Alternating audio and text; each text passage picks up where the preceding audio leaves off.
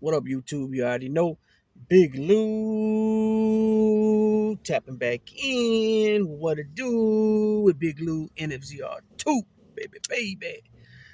And first time you're coming to the channel, be highly appreciated if you sub, like, and share the channel with your family, friends, folks, people, gente, buddies, pals, amigos, amicos, uh, and like us Puerto Ricanos, Boricuas, Jibaritos, Portorros, PRs, Ricans say, panas. I apologize to everybody. I haven't been on in a minute. Channel's taking a big hit as far as numbers wise. I haven't been putting content out. The job had took a lot out of me, physically and mentally, and just tired. You know what I'm saying, breaking me down. Also, other things going on. I'll be honest, I haven't been feeling it. You know what I mean? But today I seen something last night. I've been meaning to do videos. Like I said, I just ain't been feeling it. And so I seen a video last night. Shouts out to No Excuses, the channel No Excuses, RJ. Because and the reason I'm saying RJ first is because I was a big supporter of Black Handprint Mafia. um, Always commented on his each and every one of his videos, and RJ always responded back. Same thing with OC Shorts. He always you make a comment, he always responds back. Same as with Jeff Nadeau. Also, shouts out to Jeff Nadeau. I like the content over there. I've been binge watching his channel the last couple of days, catching up on some of the videos that I've missed. And also learn some new things from some of the because some of these, just like with everything, a lot of people know of certain names and they don't know of other names. And then, you a lot of times you hear the same old stories, when it comes to like people like Sammy the Little Devil, Michael Francis. We know pretty much the main things of their stories, right? So, but and then some of these other famous names like Donnie Shax and Vic Amuso and Sonny Francis and all the names that we know of that are pretty popular, that are always in the headlines or on the videos. Um, and Jeff's and OC Shorts, they say they bring up a lot of things that most people won't even know about, and from them doing their research, looking through uh, transcripts, court transcripts, FBI wiretaps, 302s, testimony from cooperators, things like that. And, obviously some of it they're piecing together because a lot of it's just pretty much assumptions, a lot of it. You know what I mean? And so a lot of the stuff is like filler, where you just I guess you could say you assume that they were in the gambling. Okay, so they must have been this, they must have been that, or they were in the film industry, so it must have been this, must have been that. You know what I mean? Nonetheless, not taking anything away from them. Excellent content over there, like I said. And I do watch those channels. Now, I've said this before, and I'll say it again. When it comes to these people that cooperate, the only ones that thus far have kept it legit, and what I mean by that, as far as coming out saying exactly what they did and saying exactly what they are. In other words, Michael D. Leonardo Sr. and Dominic Sicali, they both come out saying that, what, we did some punk stuff. Those are their words. We did some chicken shit stuff to save ourselves. We saved ourselves. Now we're out here living our life now. You know, um, some say they're glad they did it. I never heard Michael D. Leonardo Sr. say that, but I've heard him say, that he does get sick to his stomach sometimes when he thinks about what he did and what he had to do. But he keeps it real. He says, I didn't take a oath to this person, even though he was my boss. I took an oath to this entity, this bigger thing, this thing of ours, right? What they call it, right? And then, Dominic too, he says it too in his own way. But if you look at all these other guys, when they're asked that question, are you a rat? They all say, oh no. I mean, quick too, all of them, the rest of them. You know what I'm saying? Then you got some of them, such as this, what this video is going to be about, uh, who's trying to change history because most of the players that are involved here are all dead, right? And Anthony Castle's dead, John Gotti Sr.'s dead, Frankie Lope passed away recently, right? Uh, Angelo Rogerio's dead, Frankie DeChico's dead, Jimmy Brown Fiala's dead, Patsy Conte. Patsy Conte, I think he's still alive, but I believe, in his 90s. Joe Joe Butch Carraro, he's gone. So all these people are gone that can contest what this little devil's saying, right? Or the ones that are still alive, such as Patsy Conte. I don't know how well his mind's intact. But guys like that, John Jr., they're not are certain, they're not going to indulge certain things. Well, John Jr. speaks more than these other guys, but these people ain't going to come out saying, "Oh no, he's full of shit." Da, da, da. They're just gonna keep it zipped, right? Because they don't speak on that stuff. So this little devil knows all that. Now, this is a reaction, pretty much a reaction video off of the video yesterday. No excuses. Oh, well, let me get back to that. So yeah, I said shouts out to RJ, right? But also shouts out to Michael D. Leonardo Sr. as well for bringing him on. Anthony Cardinale, Tony Cardinale, who is a defense attorney, and how he was able to come on that channel and pretty much smash most, if not all, the things that Sammy's trying to say happened that didn't really happen, things that I didn't believe. And he did a great job smashing it with the Louisville Slugger, right? I will say this: I thought it was kind of funny when he would use the word rat and this and that because Mikey D. Leonardo's there and Mikey ratted, right? Which he admits to, and well, everybody knows it. It doesn't matter if he admitted it or not. It's everything you can find, the FOIA is all out there. Everything's public, the transcripts, all that stuff. So, and then by that time too, that's another thing too. These people say, oh well, he was, like OC Shorts, which was a good video. I'm not going to say none of that, but he says, oh well, this guy basically, Michael D. Leonardo is worse than Sammy because he put away 80 guys, and this guy only put away 39 or whatever the numbers are, and he testified at more trials. But see, what other people got to keep in mind too is that at the time Sammy made his deal, this is back 1991 now when he flipped, right? When he started debriefing was in November of 91. So we'll say the end of 91 into 92, and then he testified in front of Congress or the Senate. I'm not sure, but definitely up on the Hill in Washington. About boxing, right? He also testified in different trials, the Chin, Riggy, different people. That he was able to make a deal with the government saying that the federal government, the Justice Department, that he didn't want to give up anybody from his crew, and he was able to do that because of him. I'm pretty sure it was because of him, if not all solely because of him. And he sure had something big to do with it after he made the government look like a laughing stock when he got busted on that new case. Um, they did not allow you to pick and choose. Like, in other words, you couldn't tell them like, well, I'm gonna go ahead and give up this, that, and this, but I'm not gonna tell and say anything about my brother-in-law. I'm not gonna say nothing about anybody in my crew. You know what I mean? They allowed him to get away with that. Now that's a no-no. So just think about it. If Michael D. Leonardo was able to do all that, now who would he have gave up? You follow me? So, you can't really go off that. You can't go off that because the times have changed. That's just like with that guy, Michael Thompson. He says that his daughter said certain stories, and then he said that can't be possible because you can't take pictures with another inmate and their families. Correct. Today you can't, but back then in the 70s you could. You could take a picture with your wife, another inmate's wife, your kid or two. You could do all that. You could. You know what I'm saying? Things have changed. Just like with everything. Things with time, things change. I don't care what it is you're looking at. Everything changes with time. And so, these guys are telling some part truth, but it's being stretched because they're not telling everything that's involved with the truth or what they're trying to put across. So Cardinale comes on, right, and he starts, so let's make everything clear so everybody knows. So once Shargo and Cutler gets disqualified as house counsel for the for Gotti, and Frankie Locasio, they're disqualified because they're saying that basically they're on the payroll, they're part of the Gambinos, right?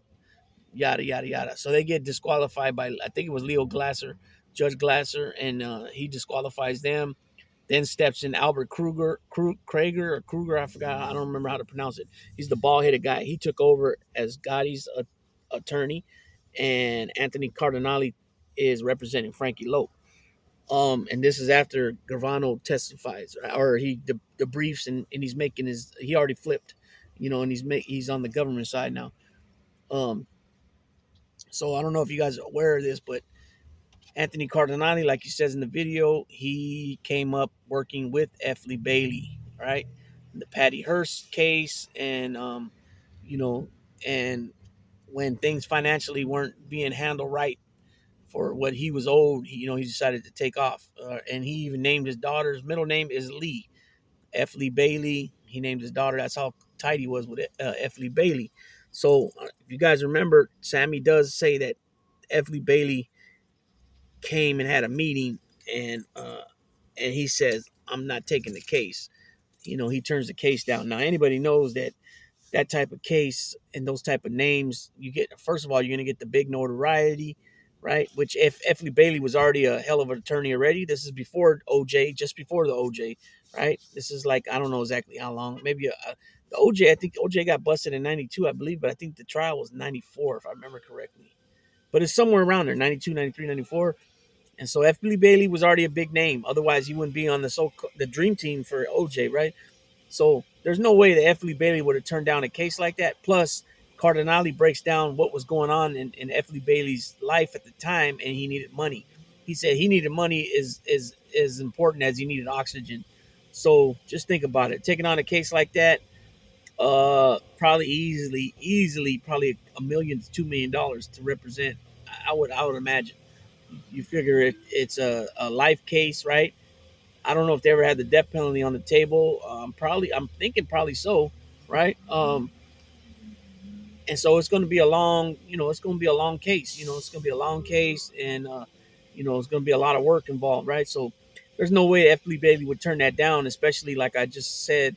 And this is piggybacking off of what Cardinale said, that F. Lee Bailey needed money as bad as he needed oxygen, because of some things, something he had going on with somebody in a case where he wasn't able to get money, and he took over this guy's property, as far as selling the properties and all that, and he couldn't be paid for it. But he made some deal with the DA that to keep some bonds or something like that, stocks and bonds, and the stocks blew up, and then he was able to sell them, and I guess he spent a couple $1 million, and so they threw him in jail with contempt, and I guess it took him 6 months to raise that money to pay back, which he borrowed from people. So he needed money, right? He needed money, and for sure he would have got $1 million for that case if he took it. No way he would have turned that down. There's no way, it didn't matter what attorney it was going to represent them. There was no way John Gotti was walking away from that case. Even if Sammy the Bull came forward and Frankie Loke, and they made it look like how Sammy says that, he was going to throw him under the bus and that the boss needed to be on the street. Um, and then not to mention Sammy the Bull's book. You know what I mean? He says in his own book the opposite of what he's saying now. You know what I'm saying? He even says somewhere in that book that I forgot what page it was. He RJ touched from two different pages. One page was 279, and the other page was either 285 or 295. That one was the first paragraph, and the page 279 was the second paragraph. One was about him uh, never never being told that they were going to take that, basically he was going to take the fall.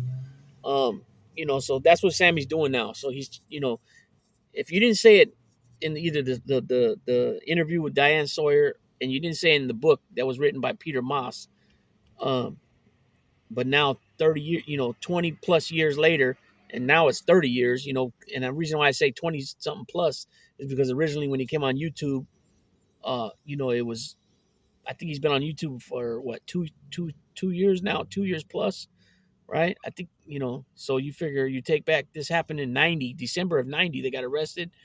By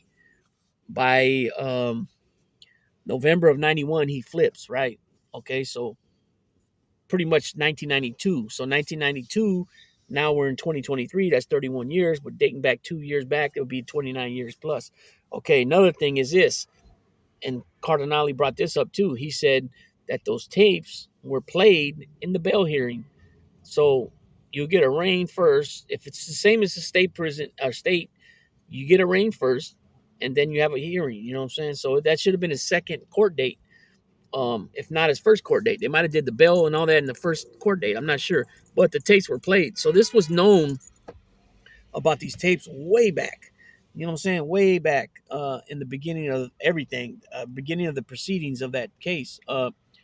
You know, he the way he makes it sound is that he this was somewhere maybe in the middle, and then that for a few months he was fighting with it because of the way John was acting and treating him and Frank, and so he finally said, "Fuck this," right? Um, like I mentioned before, he's a liar and he lies about a lot of shit. And this is something I always said too. And Cardinale also, from what he said yesterday, he don't agree with it and believe that it happened. Was him, John Gotti, and Sammy sitting down the street a few blocks on the other side of the street, and then make a U-turn at some point and pass by so they can look at the bodies in the street. Now, how the hell does that even make sense? How would that even make sense? What if something goes wrong? That means not only did you kill them or possibly kill them, or maybe it ended up turning into a shootout, but you're going to be on the scene and then you get pointed out because he was already well known. He was already in the news a lot. He was already fighting trials already before he became the boss, right? Um, so just how would that even make sense? If something went wrong, you're pretty much screwed, right? So not only does the boss get taken out, but now the guy who's attempting to take over, he gets pinched because he's there on the scene. It just doesn't make sense. It doesn't make sense. And like I said, most of these guys that are involved with that are dead now, uh, or they're still, active or involved, and they're not going to speak on it. Jeannie Gotti's not going to speak on it. Uh, the Carneglia brothers ain't going to speak on it. Joe Watts ain't going to speak on it, I don't believe, or he would have already. Skinny Dom, I think he's doing life, right? Um, Angelo's dead, right? Anthony Rampino's, I believe he's dead. A lot of those guys are dead, right? They're dead, or they're still active, but they're not, or they're semi-retired, whatever you call it. But they're not going to speak to media about it. Period. They're not going to come on YouTube or any other social media platform to speak on it. And this clown, this little devil knows that, right? And so, like Cardinale said all along, he had that that card in his back pocket all along. And this is what he said too, and I believe this. He said he couldn't do the time, and that's what I honestly believe. Because if you listen to him, I've done all this time. I've been in and out for murders all my life. Bullshit, bullshit, right? And then he'll bring up, I got 22 years in prisons. Nah, motherfucker, you ain't got 22 years in prisons. You got 5 years. You got 5 years in the fucking headquarters of the FBI where you're sleeping where agents would sleep during trainings and things like that. They take you into town to get haircuts. They take you into town to have dinner with your wives while they're sitting 4 or 5 tables away with their eye on you. What fucking prison they do that at? I've been to fucking like 10 prisons. I've never seen anything remotely close to that. You know what I'm saying? The closest thing I've seen to anything like that is me sitting down with my family having fucking food out of the machine, or whatever vendor comes in to sell stuff right there, and eating it like that, microwave heated, right? Or when they do food sales in there, you buy pizzas or whatever whatever company they're going through, or restaurant, right? And that's the closest I ever seen. But going into town to get haircuts, hell no, right? None of that, none of that. And like I said, I've been to like 10 prisons, all right? But then again, this motherfucker admitted to being involved with 19 murders, and he comes out with 5 years. 5 years. Here I get a probation violation, sends me to prison for 4 years. It's insane, because of that Castellano murder. That's what they wanted. That's what they wanted to get Gotti on. It wasn't even so much about the Melito, DeBono, DB, John Connolly, whoever else. You know what I'm saying? It was about the Castellano murder, which Castellano had many guys hit, right? Many guys clipped. His reign of power was on the street was 9 years on the street, and then a few times he was in the acting boss role. Gotti literally was, it was like 4 years and some change, right? Uh, if you want to go from the day of the hit, was December 16, 85. He gets picked up December 11th, 1990. So that's not even a full 5 years on the street. Meanwhile, he's fighting other cases, right? State case and was it two state cases, or at least one state case and one federal case, I believe. Um, And so, he, like I said, he was well known. People knew who he was. He was in the news a lot of times, right? He would have definitely been identified and recognized. So I don't believe that he was there. I just think dude's just a liar, and I mean, come on, you're here. You are writing books. You did a thing with Diane Sawyer, and now 20 something plus years later, and 30 years later, you're saying the exact opposite of what you said in books and interviews. So which was it? You're lying then, or you're lying now? You know what I'm saying? So I tend to believe he's lying now. You know what I'm saying? He's just trying to change history. And then, of course, this guy, like a lot of these guys, they want to make it always sound like they're the heroes and everybody else is scum. Everybody else is dirtbags, but these guys are heroes. And he's not the only one that does that. You know what I mean? But this guy, it's obvious that this dude was knocking off business partners to take over their business. But of course, he'll put it out there that, oh man, the guys that were watching me, the twins, Maddie and I forgot the other guy's name, they told me that they never heard anybody talking bad about me on the business level, and they never had nobody come forward talking about me on the business level. He's just this jolly old dude. Straight shooter, man, straight.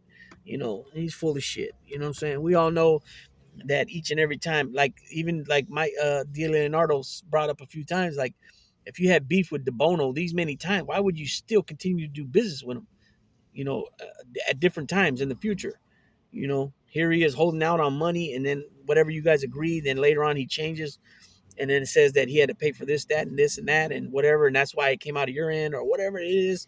But you've had incidents with him, different situations, 2 or 3 times, and you still decided to work with him in the future. That makes no sense to me, no sense to me at all. And so it was touched on, it was touched on. By Michael DiLeonardo, which of course, he don't like it. He's the type of motherfucker that, nobody should be speaking about him because he still thinks he's in his mind. He still thinks he's the underboss, and he still thinks that, he's running shit. He's running these unions and this and that. And God, he admits it to Frankie Loke on different tapes where they catch him. He's basically saying that, I took this guy's word for this and on that, and that's why this guy went, that guy went, and he starts realizing it, but it's too late. It's too late. He's getting recorded. And the dude, like I said, back to what I said, the dude couldn't do time. He did the 17 years later because he was caught red-handed on wiretaps, phone taps. I mean, listening to his calls. He's speaking recklessly. He let him tell it. It was that his kids were doing it, or his son was doing it, and he got involved to save him from whatever he owed. Now he walked away from the Gotti trial with a ton of money. He had a lot. He had millions. He had millions of dollars in cash. They let him walk away with that. He started businesses, a restaurant, a I think it was a pool. It was some type of construction. I think it was a pool installation company. He wasn't doing bad. You know what I'm saying? He wasn't doing bad. They allowed him to keep his money.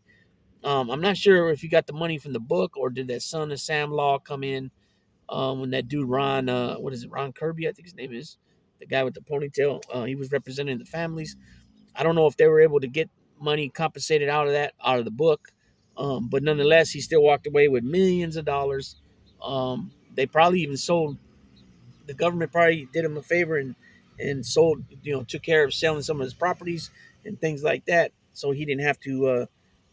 Himself show up out there in New York because he had a huge target on his back. So they probably assisted him in that matter too. And what he should have did was if he really found out that his kids were involved with this or that and they're in debt or whatever, wouldn't the right thing have been to pay their debt, if anything, and then wash your hands from it? But no, he got involved. He liked to be called the boss, right? The big fella or whatever it was. Because he's so fucking warped his mind, that he thinks he's still in good standings. He's still legit. Look at now. He wants to go by the fucking, the Podfather or some shit. Sounds ridiculous. Now, I'm not saying he wasn't a tough dude and vicious in his day. Of course, he must have been. He had to have been, or he wouldn't have been elevated like that, right? But, it's a difference. It's a difference. It's just a difference. It's a difference when it comes to, somebody putting a pistol in your hand and you pulling the trigger, and think, I won't get in all of that, but you know, Yeah, of course, he was vicious. He was a smart business guy, but at the same time, when you're eliminating your partners, I mean, how smart of a businessman is that? I mean, it's just he didn't do time like you said, and on that one, and on that federal case, state case, he got. I think he did both. I think he got time in both. And the reason why he went to the feds is because they said that he was sending it. It was coming from New York, I think, in the mail, and that's what made it a federal case, I believe. Um, he didn't have nothing to give the government no more. He already gave him everything he had. He didn't have that ace in the hole no more. He didn't have that card in his back pocket he can pull out, and get out. So he had no choice to do the time. Either you go do the time or kill yourself, right? Those are only two options. But he'll brag about it. And then what he don't tell you also is that, I mean, it is what it is. Of course, he made his move, so of course they're gonna house him in the the witness protection area. Um, of the prison, but he makes it sound like, oh yeah, these two AB dudes, gave me the green light to get this tattoo and da da da. But he don't say that Cornfed and them are in bad standings, right? Uh, if you guys don't know who Cornfed is, Cornfed was the one, I believe he was the one that was involved with the case in California with the two attorneys, a husband and wife. They adopted him, and he was financing some Presa Canario dogs being trained for like security attack work. Um, and the two dogs killed the neighbor in the hallway, and he ended up going to prison for that. And then eventually he turned on that. He dropped out of the AB and whatever. But see, he don't tell you all that. He makes it sound like everybody around him are full functioning guys and still with their organizations, and that he's such a stand up guy because he's the hero now. Remember, is that they gave him the green light? Go ahead, Sam, get the tattoo, man. You deserve it. You're a stand up guy. Which they might have considered him a stand up guy as far as what they knew of him, but anybody that has a half a brain will know that he's full of shit. You know what I'm saying? He couldn't do time, and that's why John Gotti and a lot of people will have. If you guys remember that episode in The Sopranos when Tony was contemplating on whacking Paulie Walnuts because of his mouth, getting a little loose lips with other people, telling people's business or whatever. He was having a conversation with, I think it was Silvio. It was either Silvio or Hesh, if I remember correctly, and he was like, "Oh, they flipped a lot of tougher guys than Paulie Walnuts." You know what I mean? Which there's a lot of truth to that because if you want to look at things, yeah, Gas Pipe was a tough guy. Sammy the Bull was a tough guy. Anthony Russo was a tough guy. Dom Sicali's a tough guy, right? Joe Messino was a tough guy, right? You're talking about the boss. You're talking about a guy that was a captain way back when in the early '80s, and pretty much was running things for Rusty Rastelli, the real boss, who was locked up. And then look what he did. You know what I mean? So there's a lot of tough guys that don't want to play that game no more, and they cooperate. So you can't go off all that. But what I was getting back to was that John Gotti used to have a lot of respect for guys that actually did time. John Gotti was a real street dude. He was a real that old school gangster, hijacker, strong arm guy, right? I think before John Gotti got made, or before he even did that move with Carlo Gambino for on the McBratney shooting, I think he already had did a state bid and state term and a federal term, if I remember correctly. So he was a straight street dude, straight gangster, right? Street gangster, and then he became a made dude once he got out. Gene was made before him because Gene was on the street and he was locked up. Um, and even Sammy too, he kind of makes that, that too, he brings that up about him being made in 76 and John in 77. And he kind of, in my opinion, he makes it sound like he's better than him than that because of that reason too. When everybody knows John Gotti was locked up, that's why he didn't get made until 77. Um, because on the McBratney thing, I believe it was. Um, just like what he did with Michael Francis. Oh, you only got made because your dad, and he's trying to like get Michael to, Michael told him straight up. He goes, whatever was asked of me in that life, I did it. But he wants Michael to say who he, if he kills somebody and this and that. And that's when Michael says, dude, I don't have immunity like you, but of course the little devil still wants to try to make him sound like he's less than and that he's this big tough guy and he's done all this heinous stuff, and whacking this one, whacking that one. When I think in reality he's only actually pulled the trigger on one or two guys, maybe. The other times it was all planning and stuff like that. But still, nonetheless, as far as the way the eyes of the law looks at it, you have your hands were involved. Your hands were in on these. You're involved. Which I agree or whatever to a certain degree. But he tries to switch it up and says, "Well, I was part of the administration," which he was, right? He had two different positions. He had the consigliere first, and then the switched positions with Frankie Loke and became the underboss, and Frankie Loke underboss to consigliere, right? Okay, so he says, well, doesn't your name go on the piece of paper and it goes around to the other four families? And Michael Francis says, yes. Okay, well, but come on, it's not going to say on the piece of paper that you whack somebody. You know what I'm saying? When these families send these names around, they're already taking it as and what you should be is that, look, these are the guys we're proposing. Do you guys got a beef with any of these names? And that's it. They're not going to indulge on what they did. It's none of that family's business what they did. You're supposed to just take it as okay. These guys, the Colombos say that Francis, uh, uh, Colada, whoever, Persico, Colombo, Profaci, uh, uh, Alloy, Russo, whatever the names might be, that they've done what they felt that needs to be done on their part, and it was enough where they trust them and they want to bring them in. That's it. They're not gonna, because you hear this before that you'll get in trouble too and you've seen in The Sopranos. Paulie Walnuts could have got fucked off for him telling Johnny Sack shit about what their business was, right? Same thing with what's his name, Ralph Cifaretto. You know what I'm saying? Just because you're all considered brothers in that life doesn't mean somebody from the Genovese is going to go and tell people from the Gambinos what his crew's doing, or what the captain told them, or what the captain said we have to do. That's none of their business. You know what I'm saying? You can get fucked off for telling another family your business, or another member of another Borgata your business. So same thing with that. Why would the Colombos have to break it down to the Gambinos what exactly each one of these guys did? Like I said, if their name's on the paper and it goes around, that should be enough for the other four families. If it's the Colombo shooting the names around, then that should be enough for the Genovese, Gambino, Bonanno, and Lucchese's uh, to understand that the Colombos feel like whatever they've done in the past, they trust them and they're going to bring them in. Do any of you guys from those other four families, pass it around your captains, circulate the names. Does anybody have a beef or anything they can, uh, you know, contest their membership? That's it. That's it.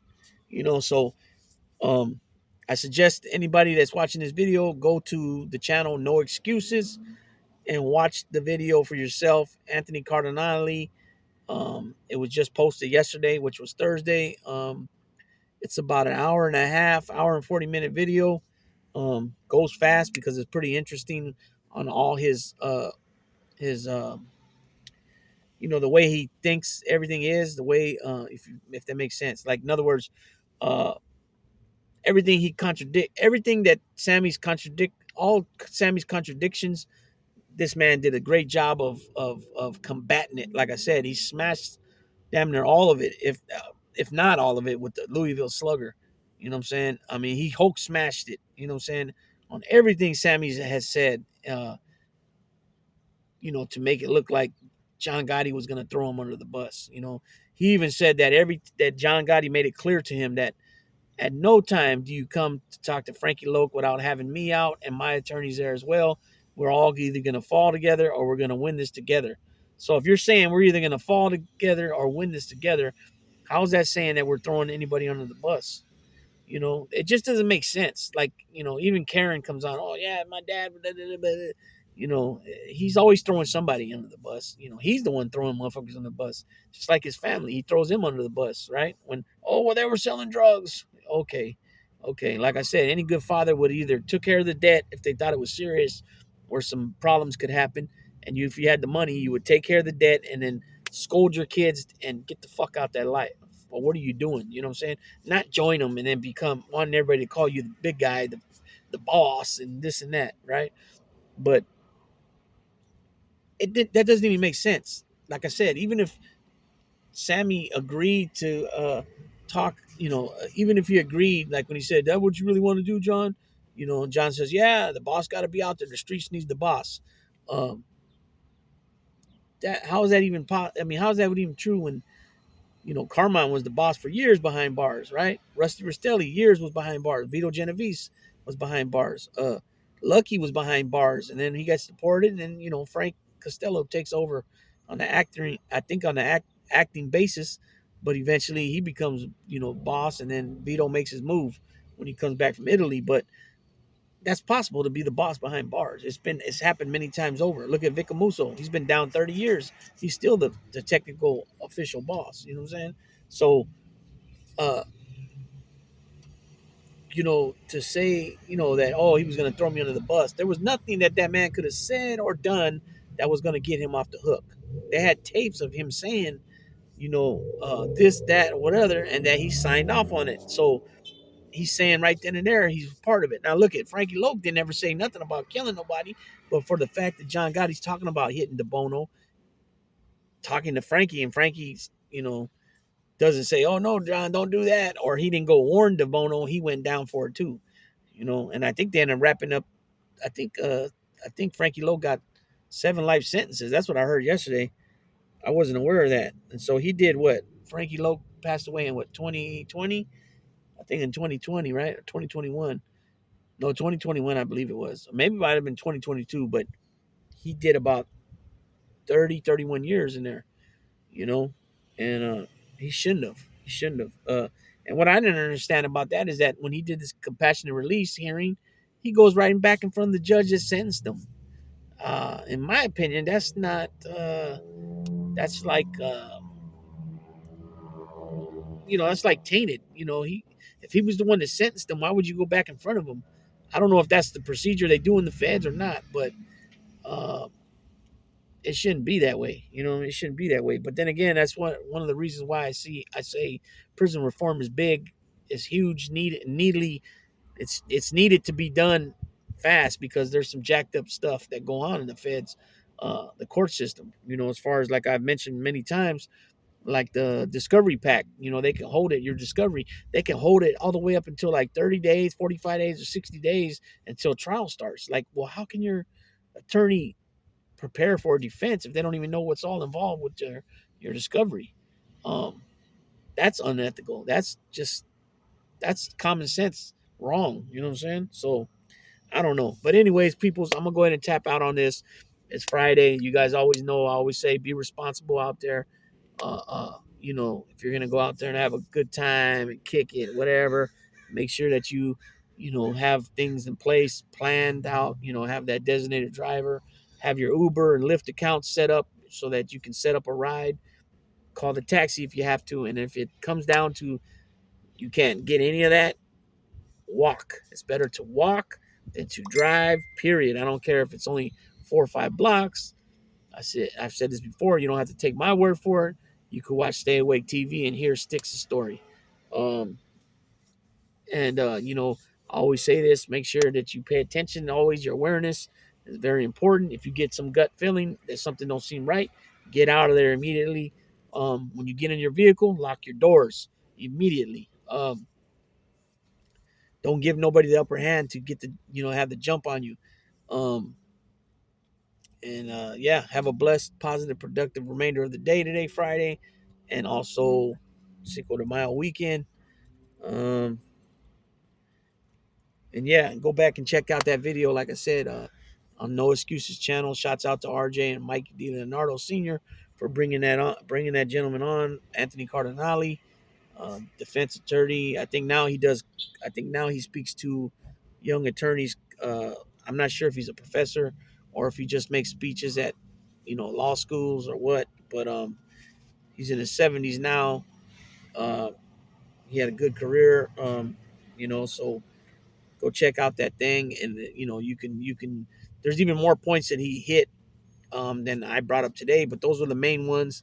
Um, and it was a great interaction, excellent spiel, if you want to call it an interview.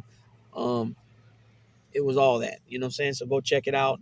And yeah, with that being said, Big Lou's gonna tap on out with Daisy Queen. Where you at, Daisy? Daisy Queen and Champ back there somewhere. Anyways, check you guys out.